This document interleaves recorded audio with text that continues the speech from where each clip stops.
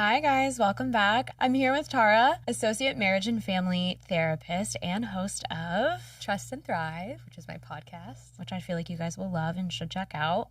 Today we are getting into a really interesting topic called relationship OCD. So I feel like I may be afflicted with it. You and many people, don't worry. I'd love to just get into what it is for those Okay. who may not know what it is and go from there. So we'll just start generally with OCD. So OCD is its own diagnosis, and then you hear different types of OCD, like relationship OCD. It's a type of OCD. So what that looks like is having unwanted, intrusive thoughts about your relationship, and it feels like very often, if I had to explain it, you're stuck in this constant loop of needing to figure things out. And that's usually accompanied by compulsions. So that might look like mentally checking that you care about this person, reassurance seeking of asking them, are we going to work out? Are we going to work out? Looking online to see if things are okay and if it's normal. I also compare OCD to, like, a lot of people have intrusive thoughts. That's normal to have. But it feels like a Post-it that you have on you for most people. With OCD, it's like someone has super glued these Post-its onto you, and as much as you want to get them off, you can't, and it's just very distressing for people. And then when it affects your relationship, it's like a double whammy because we have a lot of expectations about what relationships should look like. So that's just a general idea of what it is. When it comes to OCD, I've never been diagnosed, but I'm pretty sure I've got it going on. Since I was little, I'd have to, like if I walked past a rack of clothes in a department store, I had to touch certain garments or else my family would not continue to see another day. Yeah. So I'm pretty sure. Okay, fair. And we think that's normal, right? When we're kids, we're like, isn't that a little game we all play in our heads? Yeah, I still kind of am like, if I do, this one noodle of pasta has to get eaten. If not, the butterfly effect of life is going to Yeah. So when somebody has ROCD, what kind of thoughts are they thinking or experiencing? So first, I just want to validate that it's like very isolating to experience these thoughts, especially related to relationships. And I'm happy to give examples too, because even though I'm a therapist, I also live with OCD and have dealt with relationship OCD not knowing what it was. So some examples might include, what if I don't actually love my partner? What if I've been lying to them? What if this isn't even love? What if we're not going to work out in 50 years and I've wasted all this time? And it's like jumping sometimes to the most extreme. So I'll give an example, if you're okay with that, of like one moment I recognize. I didn't know this was OCD at the time. So I went on a trip with my now husband, boyfriend, many years ago. And it sounds so silly and I just sound like a control freak, but it was really like the OCD getting to me. He was taking a picture of me. I was like, can you take a picture of me? You know? He didn't get my favorite angle. Fair enough. They do that. They do that, right? And I had thoughts that were saying, this is never going to work out. He doesn't know you. He doesn't know you and he doesn't care to know you. I get this. And it just kept going. It goes from like, okay, he doesn't know my angles. This is something I'd like to, just tell him for future and kind of laugh about it. Or it matters to me. That's valid. But my thoughts were telling me, why are you here? You're in the most gorgeous place. And we were in Paris at the time. And now you're not even having a good time. You should feel differently. What does this mean? And they kept going like, what does this mean? So it was this like, what I'll say is sometimes it comes from a very real, valid concern or place or something you care about, but our minds with OCD will make it go from point A to Z as if it's the end of the world. And another example I'll give really quickly is once he forgot avocado after grocery shopping. I was convinced that he was going to be the reason I die on my deathbed because he would forget to give me the right medication when I'm 80. I'm not even kidding. Like, it sounds so ridiculous when you say it out loud, but I was like, if you forget these avocados, our kids are going to be left, we don't even have kids yet, are going to be left at school, and they're going to be traumatized because you left them at school. So it's like you see how it goes to like such an extreme, and I had to figure out in that whether or not that would be the case. Yeah, no, I'm laughing because that's my thought process as well with things, and I thought that was just like proactive thinking. I'm doing like I'm doing long-term math here. I'm trying to make sure he's the like the right partner, and that is scary because now when you're saying that, I'm like, oh, like that's not normal. Yeah, and it does show up for many people, by the way, without OCD, where they have thoughts come up, but they may not need to do something in response. So when the compulsions come up, that's when it can turn into OCD. So for example, then I would go online and look up like, what does it mean if your partner forgets this? Or do they really love you if this is the case? Or I'd like kind of test how I felt about him when we're at dinner and think like, is that still bothering me or not? and just like kind of sticking to these things or asking him, do you think this would work out? It's just like a constant loop. Even talking about it, you can tell like it brings up so much because it's just so isolating. And when you talk to other people about it, they're like, okay, just leave then if that's what you're thinking, as if it's that simple. Right. Yeah, and it's never that simple. I was going to ask how the compulsions show up because there's so many different types of OCD where compulsions are a little bit more obvious or blatant. Yes. And I feel like with ROCD, it's a little bit more subtle. It definitely can be. And it can come off as personality traits or insecurity or insecurity is a big one. Yeah. Because if you're thinking, I need to figure out if we're meant to be or if I love them or they love me, it can come off as, oh, you're just not secure. And maybe they're not showing you. Like a friend who might mean well might say, if you're having a doubt, then maybe that's not the right relationship for you. And so some compulsions even look like going to loved ones for their approval and to see what they think. That's that reassurance seeking from them. And even reassurance seeking, for example, can include the partner. That can include people in your life. That can include people online. Do you feel this way too? Looking at those Reddit threads, and it just kind of can go that way. And sometimes mentally replaying how you felt, or a lot of mental compulsions are hard to check because we might think, I just really care. And I'm a very reflective person. Yeah. Right? Yeah. No, I have like all You're like, I can see. The checking myself is the hardest part because it almost feels like I don't know what's not real and what's not, but like what's okay and normal to think, or at what point then am I like going a little bit out of what other people might be thinking and feeling in their normal relationships. So what do you think it's like maybe taking ourselves out of it to date somebody who has RO? Yes, that's a big one. And first I want to take away any shame related to that because very often the person dealing with ROCD may start to believe like I'm not worthy of love and I'm too much to deal with, I'm too hard to deal with. But I'll say this is the common like dynamic, right? It is so innate for us to want to give reassurance to this person we love and care about. And when we don't recognize it's OCD, we're basically feeding into, we can call it the OCD. Some people give a name to it. We're not giving reassurance to the partner, we're giving it to that. And we're giving that more power. And so one thing I really want to support, especially couples in, is identifying when it's OCD showing up. Because it really isn't like the partners against each other, which it can seem like very often. It's the partners against that. It's like OCD is like a third wheel no one wanted. Right? It's like you're just around and you start to learn to live with it and not engage with it. But the main thing I would say is like recognizing it and then understanding that the compulsions that you may have been a part of, that you may have meant so well by, are actually making it worse. And so that's really tough for sure. I like the idea of visualizing it as a third party, almost like a character from Inside Out. Yes. You're like, I know you want to help, but you could take a seat. We're good. Oh, how common is it? Do we know? Great question. Relationship OCD, that's one I cannot necessarily answer because I'm still learning about that. OCD is a lot more common than we think. And it's also very isolating, so a lot of people don't talk about it. And a lot of people also don't understand that they have it or know because it's often misdiagnosed as well as either generalized anxiety disorder or something else, right? Right. Is relationship OCD more common in somebody who already experiences other types of OCD? Yes, so OCD is technically, right, like the umbrella, and it focuses on the things we very much care about, and sometimes it'll look so different at different points in our lives. So someone's thoughts, for example, maybe touching something and worrying about your family getting hurt, was at that age the most important thing to you. Right.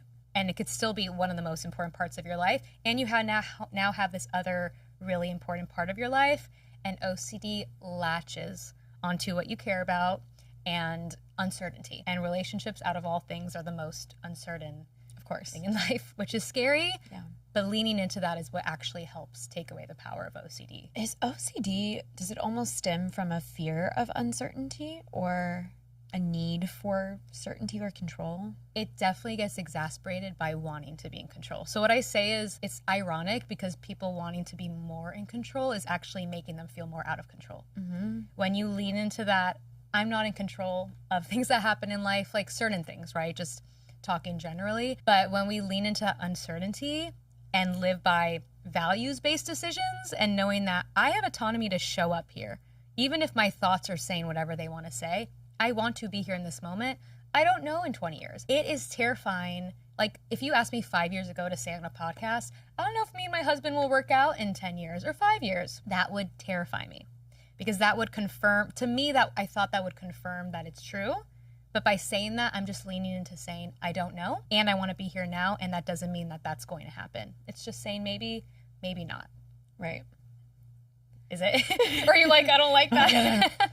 No. Yeah. I think, personally, I love stability because I grew up without it. So consistency and stability is like a huge thing for me, but you can't control other people or what happens around you or to you.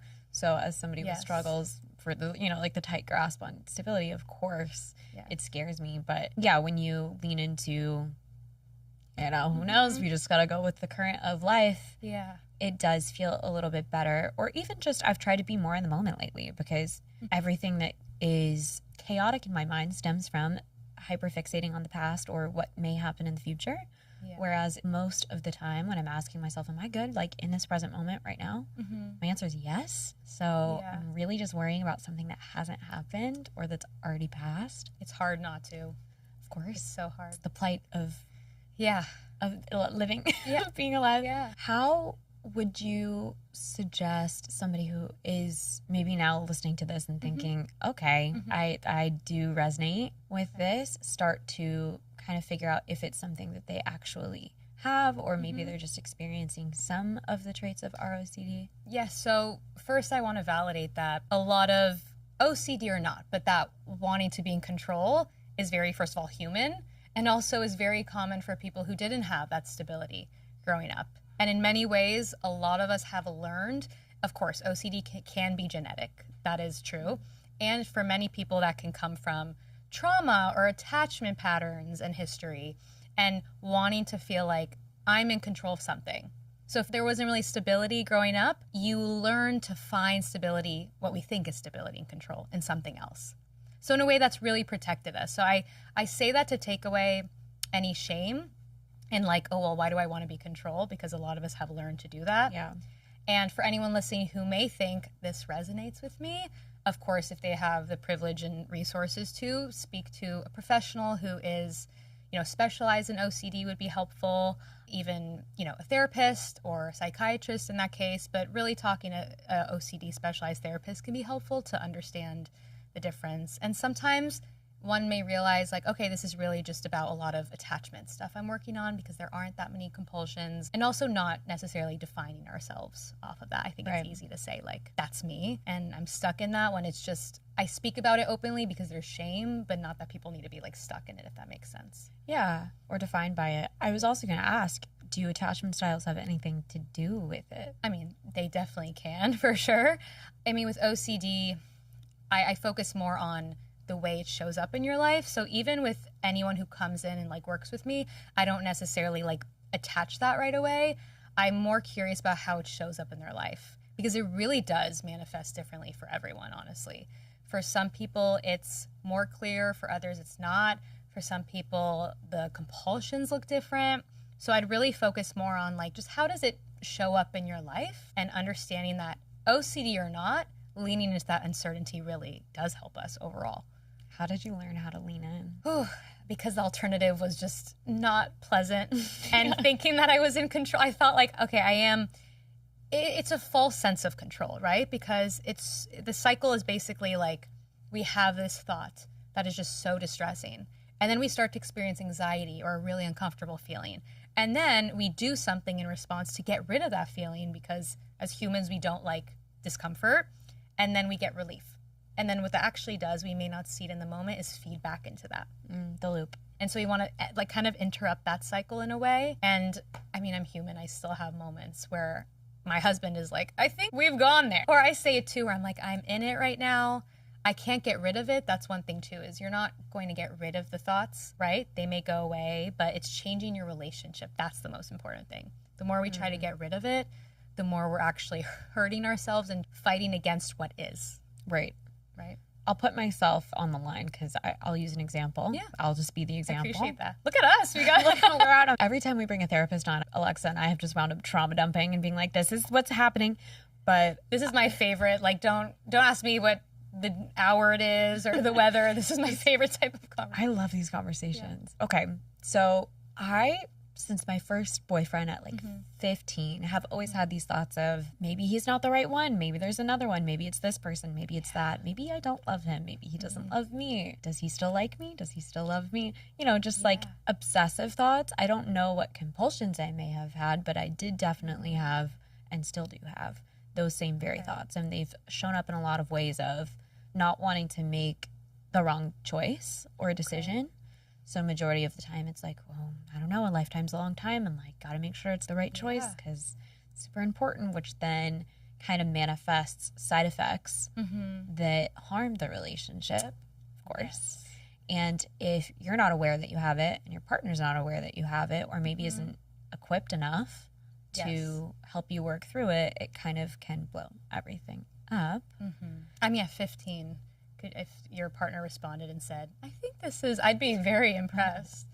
No. But to this day, I'm just saying I've had those thoughts since I can remember liking anybody. But I now am at the point where, of course, I'd love to be in a relationship where that person can be understanding of those thoughts and help me work through them. And it sounds like you have that with your husband. Did you guys figure out those things together? Did he already have knowledge of it? Like, how did you guys wind up implementing that into your relationship?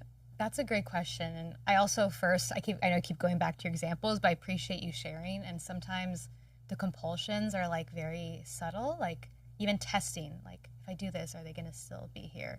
Or like, I'm going to avoid this because it reminds me of that. So just there are so many different ways of relieving, any way that really relieves those thoughts and anxiety can be a compulsion. With my husband, of course, at the time, and we've been together for almost 10 years, but this was maybe like 8 years ago where it really came up. And thankfully, I'm very blessed that he's like a very secure, calm person. But that then also used to get in my head of like, well, why doesn't he care about the thought that I have? That must mean that like he's missing something if he doesn't see what I'm seeing. And sometimes I'd say things feel off. Like I wouldn't even have anything other than I just feel like something feels off. So there were ups and downs. Obviously, we like had great times with each other and it's not like the whole thing was hard, but there were periods, I'd say like a few months where, especially around COVID, that was like kind of when I really realized, oh, this is OCD, where there was already all this uncertainty in life. And my mind was like, let's focus on what you care about most, right? I think I broke up with him twice for like 24 hours. And for a lot of people, they'd say like, I'm not going to come back, or what is this? And I think I made it very clear, like, I'm aware that something's going on and I want to work on that. So the main thing that helped was me committing to doing that work. It wasn't on him to fix it or change it. And then together, like we had the tools and knowledge, like he's, watch videos, try to learn more, but I also let him know, like, this is what it looks like. I know it's hard for me. I don't want to tell you to not give me reassurance in that moment, but when you recognize I'm in that, you can just tell me, like, I love you. I know this is hard and I'm here with you, but I'm not going to try to get you out of it because he doesn't feed into it. And in the moment, I'm like, just do it. Like, come on. Just don't you love me? Reassurance. But it's like he knows I'm riding that wave. So it definitely ups and downs. But overall, when we've both had more understanding, it helps so much to know that whole time it wasn't that I never saw a future with you, didn't want to be with you. It was like I was so consumed by something I couldn't even understand. And of course, that makes someone, feel bad about themselves. But thankfully, we've worked through that. How are you able to recognize, I'm sure you are a lot more attuned to it now, but maybe in the beginning, when you were entering that wave? Yeah, I have a few things for me. It's like I see it as like a false alarm that's going on in my body, right? So either a lot of what ifs start coming, or it's like an or else feeling, like a very urgent matter. I need to figure this out now, or it'll be the end of the world, or we'll be 80 and miserable, or we'll divorce, or he'll cheat, or like just something so random, right? And I recognize it in my body. I really have to be in tune with like what is going on physically when it's happening. And so now there are times where I can really say, I'm riding the wave. I'm in the tornado. I'm on the roller coaster, and I'm just going to sit with it. And my thoughts are still there, but I'm not doing what they would usually want me to do. I'm not going to my husband. I'm not going on Reddit. I'm not asking my cousin, like, what do you think about this and that? And I'm just sitting with it. And then sometimes, you know, there's something that comes out of that that's like a real concern or something that bothered me, but I'm able to bring that up when I'm not in that mode. It's like, imagine someone's on a roller coaster and you're trying to say like, hey, can we have like a chill conversation? And they're just like, I can't even sit straight, you know? I really like that, the what ifs or the or else. Yes. When there's a lot of those, that makes so much sense. For me, it's like, if I ever find myself on Quora, do you know what that is? That's such a like throwback. yeah, I do know what that is. Where you've Googled, you saw me, I had like a That's So Raven moment. I was like, oh my gosh, Quora. Yes. Yeah. Yeah. Where I've Googled something very niche, and the top result is like, one time my boyfriend did, and it's a Quora, and then I'll read it and I'm like, okay, this is, I need to close Chrome on my phone and like go touch grass. Yeah. How long do they usually last for you? Those moments? Ooh, I mean, it definitely varies. That's part of the uncertainty of even how OCD shows up. It's so sneaky. I really like to externalize OCD as like something that just kind of creeps in, right? So I'm like, you never know. You really never know. There are periods where it'll come in for like an hour and go away. Other times where I'm just going through a more stressful time in life. And, you know, we have to keep in mind when there are more stressors, when you haven't had enough sleep, when you're hungry. It's like trying to talk to someone who triggers you. Yeah. You're not going to respond to them in the same way you would if you felt pretty good. So it's the same way. Like, I can't respond to my thoughts as either calmly or just not engage with them. And sometimes I troll them. I'm like, okay, sure, yeah. He's hated me this whole time, or this is, you know, or this has all been a lie, or I faked my way through school, just like all these things. But it really also depends on how I engage. So I'll have a thought come up and either I don't engage or I kind of joke back to it like, sure, and it'll go away. Sometimes. That idea. Yeah. Joking with your own thoughts. Yeah. Like a troll online. You're like, okay, yeah. Yeah, sure, that's it. It's so ridiculous that you just troll it back. I also want to say, it can feel so real, like our body responds as if it's real. So our mind has that false alarm and our body is responding as if this is true. So some of us in that situation look like we're overreacting, but we genuinely are in a fight or flight where we think this is the reality and I need to prepare for the worst. Yeah, the cortisol is flowing. Yeah, so even in those moments, I'm like, I don't need to figure out whether or not this is true. I just need to ride the wave, however long it is. I don't need to get to the bottom of it. Yes. Also because most of the time you kind of can't. I know. It's like, it's so unnatural for a lot of us because we want to. Yeah, I'm Nancy Drew. I need to get to the bottom of everything. I need to like know that my life is going to turn out good and control every aspect of the outcome. But can't do any of that. So another question I had is, we've talked about it in specifics to romantic relationships. Does this show up with friendships, family, work dynamics as well? Yes. And, you know, we talk about relationship OCD. You've heard maybe other things like harm OCD, contamination OCD. But in general, it can show up in any part of your life. It really will latch on to anything you care about. And sometimes it really is so random. And so a lot of these thoughts are what we call ego dystonic, which means they go completely against what you value and your core beliefs, which is why for a lot of people, it's scary when you have a thought that says, I hope my friend gets hurt, or I don't care about them. It's completely against what you want. What I think people have coined as an intrusive thought. Yeah. Yeah. Intrusive. I wish intrusive thoughts were buying the jeans. I wish it was that simple, like people say, but it's usually a lot more stressful to have them. Yeah, and I think that should be normalized. Yeah. I mean, or at least talked about. What is something that you wish that people who struggle with OCD or are OCD knew about themselves? Oh, that's a good question. I'm like, we have 3 hours. I could go. One of the main things I'd say, which I discussed, is just taking away that shame. It isn't you. And there's nothing wrong with you. Your mind just works a little differently. Yeah. And you live in a world where a lot of the messages we get are very black and white, especially relationships. We watch these movies, it's like, oh, they did that. They're the bad person, or this, they had one doubt, they shouldn't be with them. I want to normalize that uncertainty and doubts is very common and a part of life. And because it's a little scarier for you, that does not mean anything is wrong with you. It just means, like I said, your mind works differently. And I hope you know you're more than deserving of love and good things in life. And there is support out there. I've been surprised. Even though I'm in this field, I've been surprised by posting videos, seeing how many people resonate, how many people have like private accounts and message me and say, I didn't want to comment because I don't want people to see that this is something I resonate with, because I still feel embarrassed just taking away the fact that there's anything wrong with you or your relationship or anything. It's just your mind works differently. Right. I also think that experiencing that in a culture where it does feel very black and white, especially with the advice that we're getting fed to us about relationships online or through podcasts. Like, even through friends, no one's going to know what you're experiencing in your head and in your relationship other than you. And I feel like we are told a lot of times, especially as women, I give this advice sometimes too, where it's like, okay, well, if he's doing this, this, and that, and you're unhappy, leave. But maybe we're not paying attention to the fact that some of us struggle with these doubts and thoughts that are maybe more an obsession and a compulsion than they are rooted in reality. And so I struggle too, finding the baseline of, if I'm having all of these doubts, is it just the wrong relationship? And do I need to like get the hell out of here and stop wasting my time? Or is this an issue that I have that is pervasive throughout any relationship that I'm going to have, that I'm going to have to work through? Yeah. You know? That's a really tough one, because I mean, that's a big question, right? Like, is this a valid concern or something I want to pay attention to? Or is this related to relationship OCD? And in the same way, that isn't black and white, right? Sometimes there are valid concerns and things that come up that are exacerbated by OCD. And it also doesn't mean like, oh, you're just the problem because you have these concerns. Like, there were things that I love my husband that he would do that would bother me, and we've had a conversation about it and worked through, and it doesn't mean that it warranted where my mind took it. And so it's all to say, like, it doesn't mean just because you have that, then you should stay in it or that it's good for you. It's less about that and more on reflecting on what are my values and what feels authentic to me in this moment.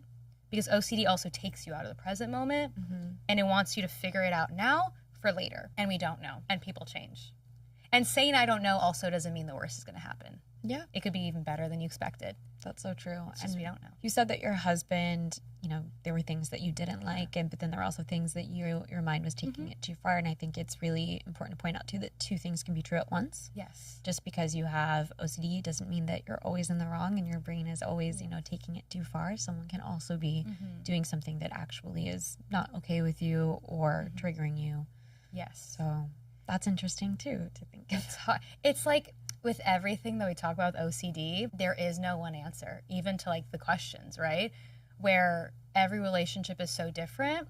And sometimes it's about really just connecting with yourself and recognizing, okay, maybe when I'm in that spiral and wave, maybe that's not the time for me to make a rash decision. It's not that this decision might not be something I want to do in a week or even in the future, but maybe in that moment is not the time I need to. Right. And obviously context is important.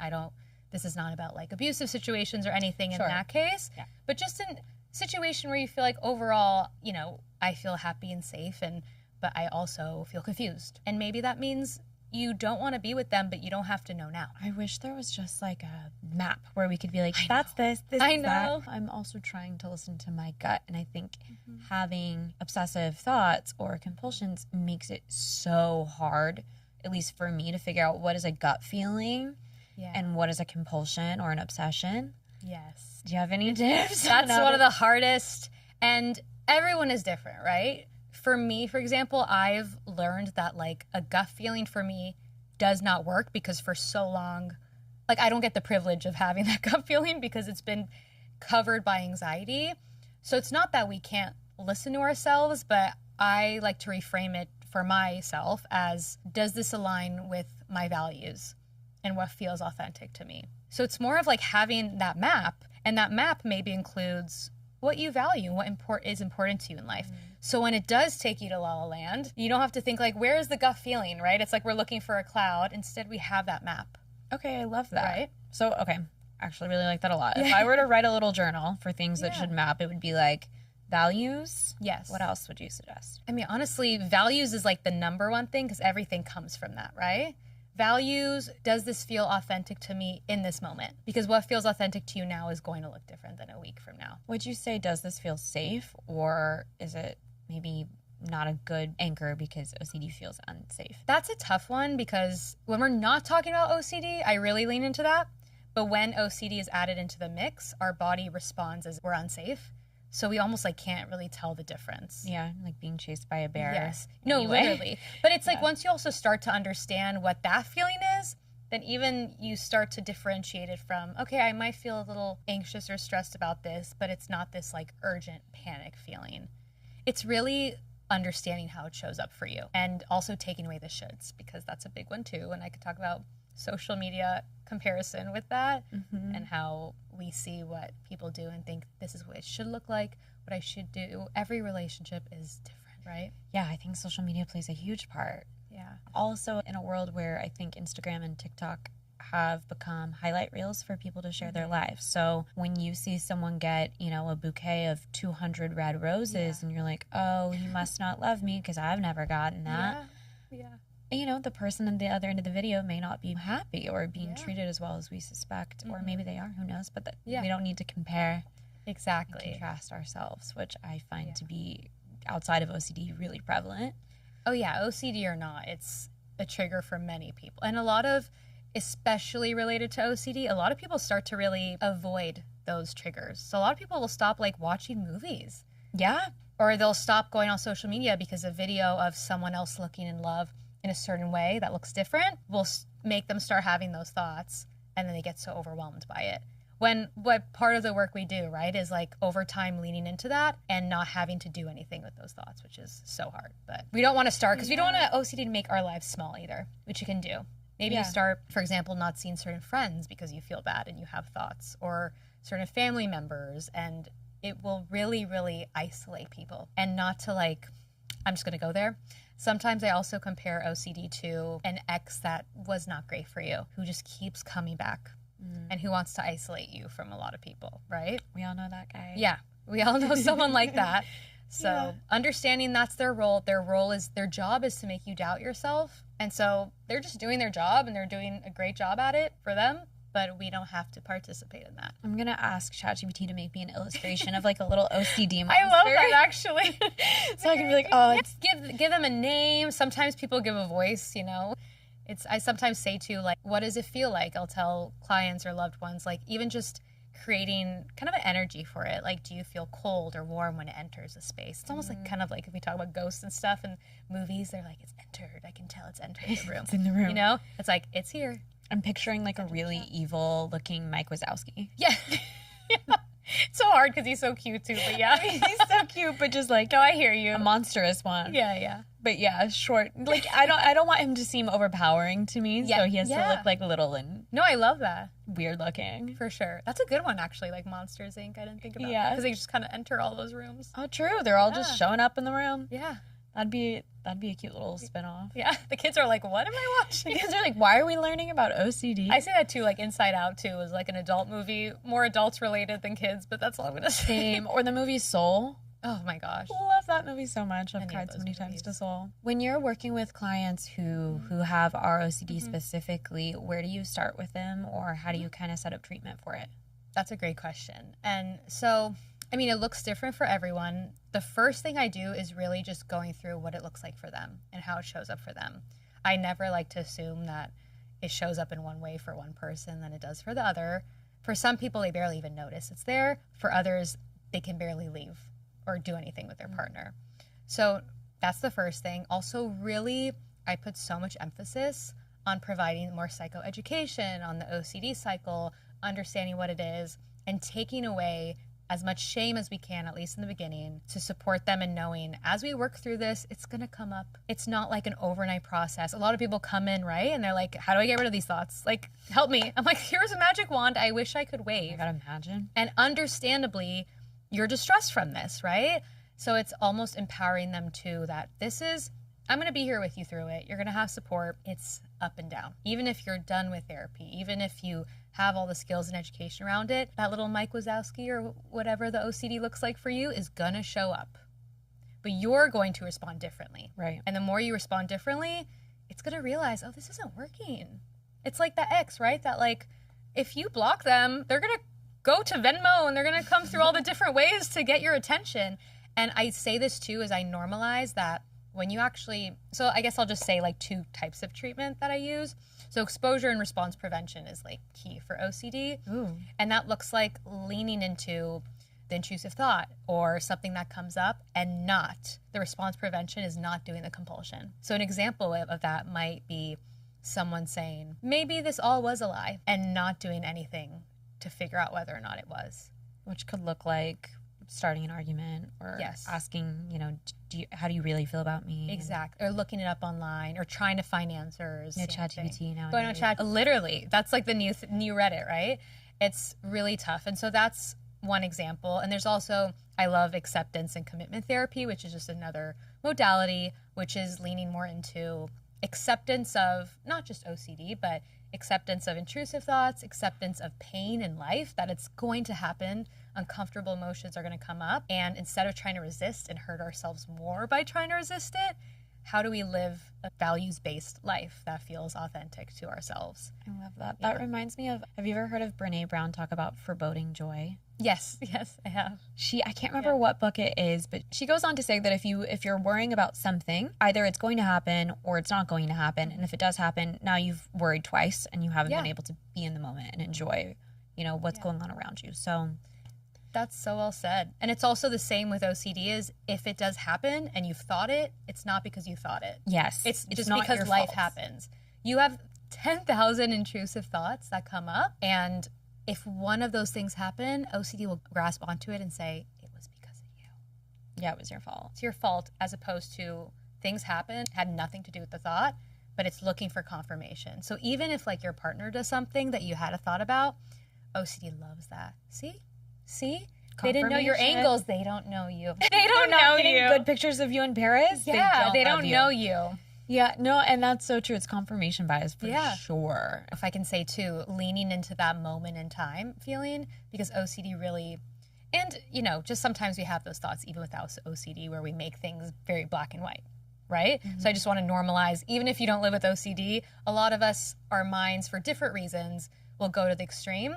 But I really try to see things as a moment in time. Like even I went on a weekend trip with my husband recently for his birthday. And in the past, I would have seen one little thing like, oh, we didn't check in at the time we planned to or something, as this ruined everything. Not because of him or because of me, but it ruined everything. So seeing that as, okay, that's a moment in time. You know, also expanding our window of tolerance. Okay, Paris didn't feel as romantic as I thought it would. That does not have to mean anything other than that. Right. Kind of like not giving it bullet points. Like, it just didn't feel as romantic. And that doesn't have to mean anything other than that, right? Yeah, I think that's a huge part of things that I need to implement. Same though. It's hard.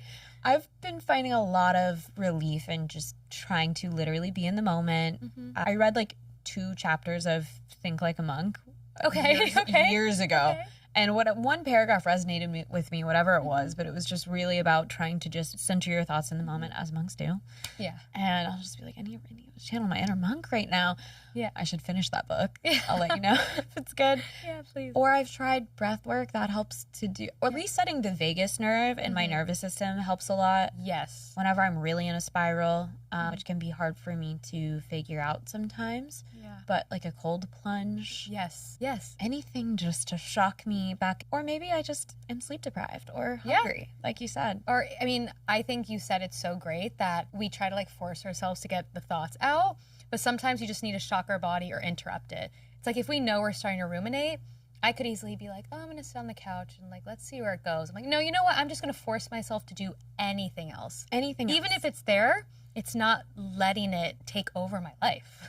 Right. Because that's the thing too, is like understanding we have autonomy over the decisions we make, even though OCD is present or the thoughts are present. We may not have control of, you know, the outcome of the universe, but we can control our decisions and what we're doing. And I think a huge part that a lot of us are doing now is we get on the couch and we open up TikTok or Instagram and we spend a little too much time watching a video or two about something that we're currently feeling, and then the algorithm starts pumping content onto you that is about that, which really doesn't help anybody who experiences these thoughts. So just a reminder that if that is maybe something that you find yourself doing, stop. Like, just stop. Just don't do that. And like even pointing it out is a great first step, because it's so hard to like get there even with understanding what it is. But if you can even understand like, oh, this is that, like I'm doing it right now, or I'm in the tornado right now, that is like, I really want to say that's a huge step forward. Acknowledging the moments, and acknowledging that even with OCD treatment, it will go up and down and different things will trigger it. You get engaged, you moved in. Like, it may or it may not, but OCD thrives off of uncertainty and change. So when there's lack of control in other parts of your life, it's going to get louder. It almost sees it as an entrance. Like, now's my time. Right. Now's my time to shine. I think having a secure partner who's willing to be patient or maybe watch a video or two is super helpful. Do you find that anybody with relationship OCD tends to date more avoidant people, or? That's a good question. I can definitely see it getting in some ways exasperated if the other person is also anxious, maybe in a different way, because it's hard. Like, I want to hold space too for the other side of it. Yeah. Someone hearing like, I don't know if I should be with you, or like, there's a sign that something's wrong, or I don't know if I'm attracted to you, or like just random thoughts that might come up.